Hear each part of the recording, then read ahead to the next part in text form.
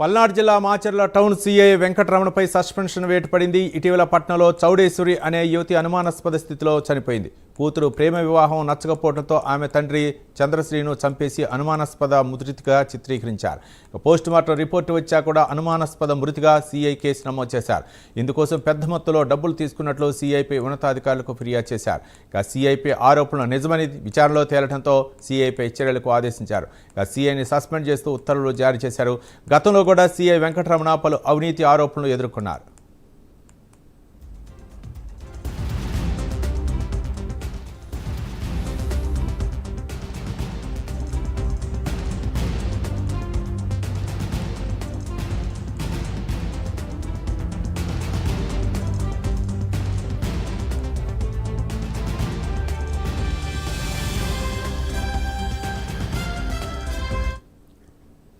పల్నాడు జిల్లా Macherla town CI Venkataramana suspension వేటు పడింది. ఇటీవల పట్నంలో చౌడేశ్వరి అనే యువతి అనుమానాస్పద స్థితిలో మృతి చెందింది. కూతురు ప్రేమ వివాహం నచ్చకపోవడంతో ఆమె తండ్రి చంద్రశ్రీను చంపేసి అనుమానాస్పద మృతిగా చిత్రీకరించారు. పోస్టుమార్టం రిపోర్టు వచ్చా కూడా అనుమానాస్పద మృతిగా సీఐ కేసు నమోదు చేశారు. ఇందుకోసం పెద్ద మొత్తంలో డబ్బులు తీసుకున్నట్లు సీఐపై ఉన్నతాధికారులకు ఫిర్యాదు చేశారు. సీఐపై ఆరోపణలు నిజమని విచారణలో తేలడంతో సీఐపై చర్యలకు ఆదేశించారు. సీఐని సస్పెండ్ చేస్తూ ఉత్తర్వులు జారీ చేశారు. గతంలో కూడా సీఐ వెంకటరమణ పలు అవినీతి ఆరోపణలు ఎదుర్కొన్నారు. ఈ ఘటనకు సంబంధించి మరింత సమాచారం మా కరెస్పాండెంట్ రవికృష్ణ అందిస్తారు. రవికృష్ణ, ఏదైతే ఒక పరువు హత్యకు సంబంధించి ఒక యువతి హత్య కావటం, ఆ హత్యను ఆత్మహత్యగా చిత్రీకరించేటువంటి ప్రయత్నం జరగడం, దీని వెనక పెద్ద ఎత్తున కూడా పోలీస్ అధికారి కూడా పాత్ర ఉందని తేలటంతో ఒక్కసారిగా కూడా ఆ పోలీస్ డిపార్ట్మెంటే ఉలికిపడినటువంటి పరిస్థితి అయితే ప్రస్తుతం అయితే కనపడుతూ ఉంది.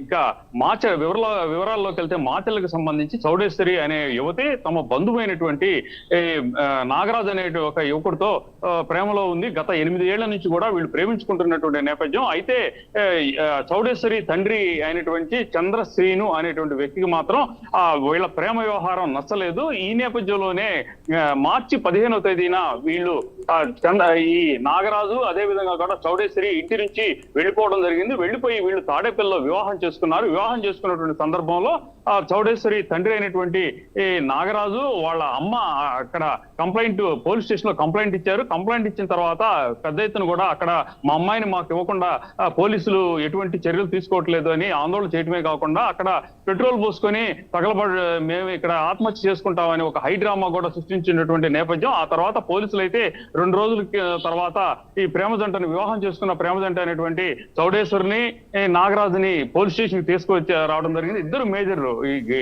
చౌడేశ్వరి అనే యువతకి అయితే మాత్రం 23 ఏళ్లు మేజర్లు అయినప్పటికీ కూడా అక్కడ ఉన్నటువంటి సిఐ అయినటువంటి వెంకటరమణ మాత్రం వాళ్ళని నచ్చజెప్పే ప్రయత్నం చేశాడు. తల్లిదండ్రులతో వెళ్లాల్సిందిగా చెప్పినప్పటికీ కూడా ఈ అమ్మాయి అయితే మాత్రం వెళ్లేందుకు నిరాకరించింది. తాను వెళ్ళినట్టయితే తన తండ్రిని తనని చంపేస్తాడు అని చెప్పినప్పటికీ కూడా పెద్ద మొత్తంలో డబ్బులు తీసుకొని ఆ యువతి తండ్రి దగ్గర నుంచి డబ్బులు తీసుకొని ఈ అమ్మాయిని బలవంతాన కూడా ఒక 2 రోజుల పాటు నువ్వు మీ ఇంట్లో ఉన్న తర్వాత వివాహం చేస్తానని మాయమాటలు చెప్పి బెదిరించి ఆమెతో పంపించాడని పెద్ద ఎత్తున ఆరోపణలు కూడా వచ్చిన నేపథ్యం. తర్వాత 15వ తేదీన వాళ్ళని తల్లిదండ్రులకు అప్పగించిన తర్వాత ఇంటిలో ఆ అమ్మాయి అయితే ఉరివేసుకొని చనిపోయినట్లుగా కూడా రిపోర్ట్ అయితే రావడం జరిగింది. ప్రధానంగా ఎవరైతే ఆ అమ్మాయి తండ్రి అయినటువంటి చంద్రశ్రీని ఉన్నారో చంద్రశ్రీని అయితే మాత్రం తమ పొలానికి వెళ్ళి వచ్చేటప్పటికల్లా తన కుమార్తె అయినటువంటి చౌడేశ్వరి అక్కడ ఆత్మహత్య చేసుకుంది అని చెప్పి కంప్లైంట్ అయితే ఇవ్వడం జరిగింది. దీనికి సంబంధించి పోలీసులు అయితే కేసు నమోదు చేసుకున్నారు.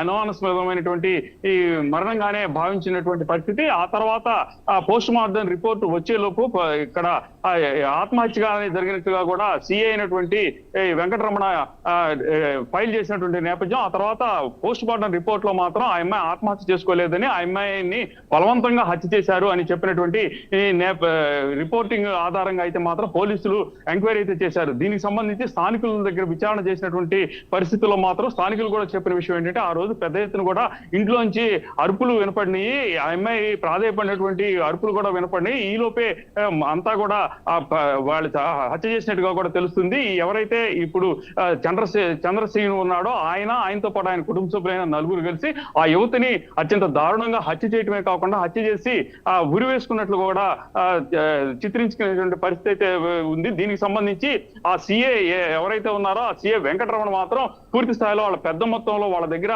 డబ్బులు తీసుకున్న తర్వాత ఈ కేసుకు సంబంధించి నీరుగారే ప్రయత్నం చేశాడు అని స్టేట్మెంట్ ఇచ్చిన నేపథ్యంలో పోలీసు అధికారులు అయితే మాత్రం పూర్తి స్థాయిలో కూడా అక్కడ విచారణ చేపట్టారు. విచారణ చేపట్టిన తర్వాత తెలిసిన విషయం ఏంటంటే ప్రధానంగా దీంట్లో ఖచ్చితంగా కూడా వెంకటరమణ పాత్ర ఉందని తెలియడంతో నిన్న నైట్ అయితే మాత్రం పోలీసులు అధికారి అయినటువంటి సిఐని వెంకటరమణ అయితే సస్పెండ్ చేసినట్టుగా కూడా తెలిసింది.